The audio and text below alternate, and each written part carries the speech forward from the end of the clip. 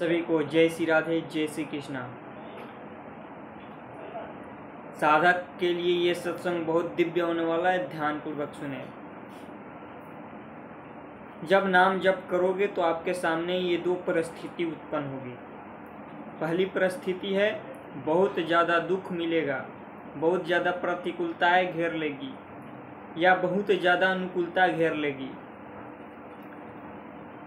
ये दो जो बातें हैं साधक के जीवन में घटित होता है, और जो साधक अच्छे होते हैं, जिनके गुरु अच्छे होते हैं, और जो साधक किसी ऊंचे साधक से जुड़े हुए हैं, नित्य प्रति उनका सत्संग सुनते हैं, वो साधक आगे निकल जाते हैं।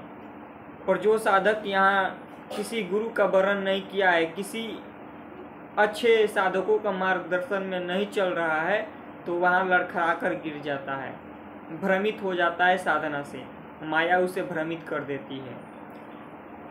तो सबसे पहला जब आप नाम जप करोगे तो आपके जीवन में इतना प्रतिकूलता आ जाएगा कि आपको लगेगा कि नाम जप करने से इतना प्रतिकूलता है क्यों। कष्ट ही कष्ट, दुख ही दुख, तकलीफ ही तकलीफ।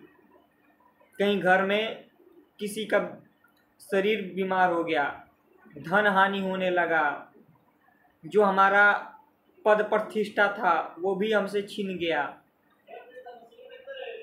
जब आप अच्छे से नाम जप करने लगोगे तो ये सब अनेक प्रतिकूलताएं पहले आपके घेरेगी। पहले आपको नाम जप से विमुख करने के लिए माया इतना प्रतिकूलता फेंक देगी आपके सामने, या तो यहीं चुप हो जाओ, यहीं छोड़ दो, या इसको पार कर गए तो कुछ समय नाम जप में कुछ समय बिताओगे तो अनुकूलता घेरेगा, मान सम्मान, लोग वाह वाह वाह वाह कहेंगे।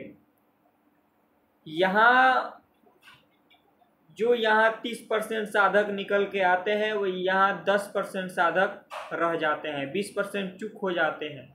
मान सम्मान पद प्रतिष्ठा में लोग उनके पास आने लगते हैं, लोग कहते हैं कि हमसे सेवा ले लो, हमसे धन ले लो, हमसे ये ले लो। बिल्कुल भी नहीं। ये जब अच्छे साधक अच्छे लेवल पर जब आप साधना करते जाओगे तो आपके साथ ही ये होगी। लोग आपको मिलने के लिए आपसे कहेंगे कि हमसे कुछ सेवा ले लीजिए, कुछ धन ले लीजिए। किसी से कुछ नहीं लेना है, किसी से कुछ नहीं। साधना में बढ़ना है आगे तो किसी से कोई भी हमें संपर्क नहीं। ये सब माया का फेर है हटाने के लिए। नाम जप में पहले आपको इतना प्रतिकूलता घेरेगा, घर में नाना प्रकार के विघ्न उत्पन्न हो जाएंगे। इतना विघ्न उत्पन्न होगा कि आपको लगेगा कि ये नाम जप से क्यों हो रहा है। ये माया का परीक्षा है, और भगवान की आपके विश्वास को परखने के लिए ये भगवान की परीक्षा है। यही आप विश्वास पर अडिग रहोगे तो आगे पार कर जाओगे। भगवान फिर हटा देते हैं, उस परिस्थिति को ही हटा देंगे, या तो इतना प्रतिकूलता फेंक देंगे, इतना अनुकूलता आ जाएगा आपके सामने, इसी में आप अझुरा जाओगे। जब प्रतिकूलता घेरता है साधक के जीवन में तो उसे अनुकूलता आगे चल के दिया जाता है। क्योंकि इसमें अझुरा जाए।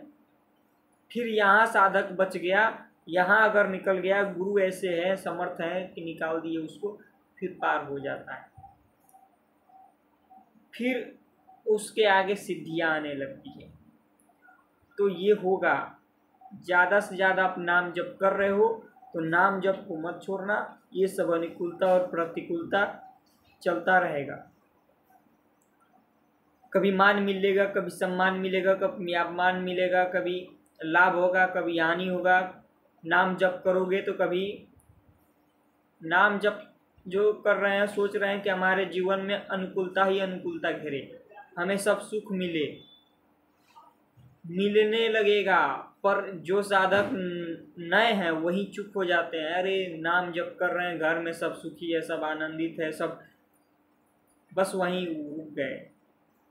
क्योंकि जो साधक किसी अच्छे साधक के संगत नहीं है, किसी अच्छे गुरु से मार्गदर्शन नहीं ले रहे, वो नहीं चल पाएंगे आगे।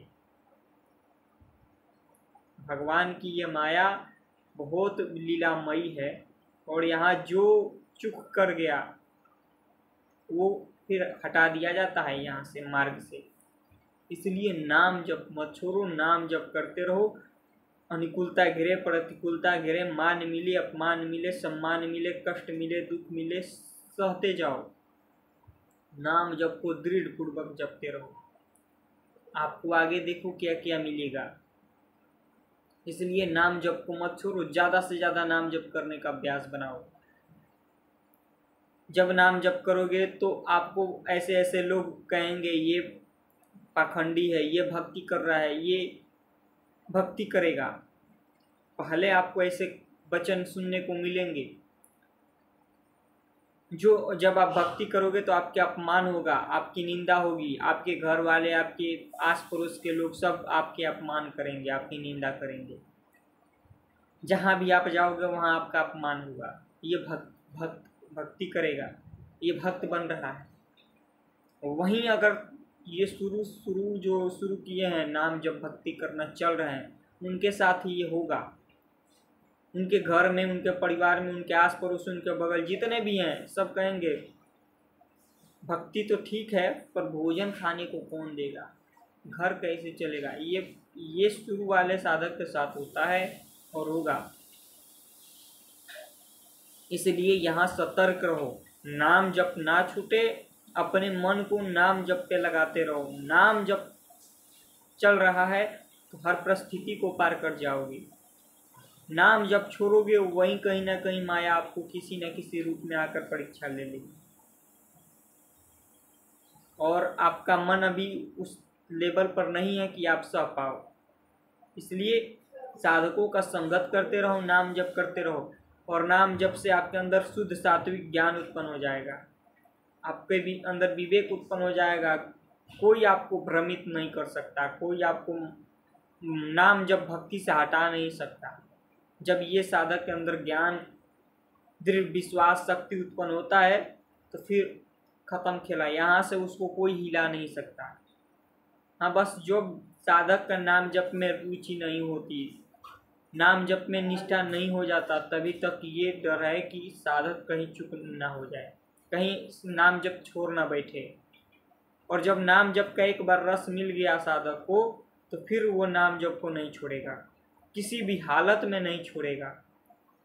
कितना भी कठिन परिस्थिति आ जाए पर नाम को नहीं छोड़ेगा, क्योंकि नाम जप की शक्ति रस को जान लिया है वो। और ये सब होगा, नाम जप करोगे तो कठिन परिस्थिति आएगी, अनुकूलता आएगा, प्रतिकूलता आएगा, इतना प्रतिकूलता आएगा आपको लगेगा कि ये क्यों हो रहा है हमारे साथ। पर आप नाम जप कर रहे हो, आप निकल जाओगे, आप पार हो जाओगे। और नाम जप की शक्ति आपकी रक्षा कर रही है, चारों तरफ आपकी रक्षा हो रही है। जब नाम जप आपके साथ है तो आपका कोई भी अनिष्ट नहीं कर सकता, कोई भी बाल बाका नहीं कर सकता, नाम की शक्ति आपके साथ है।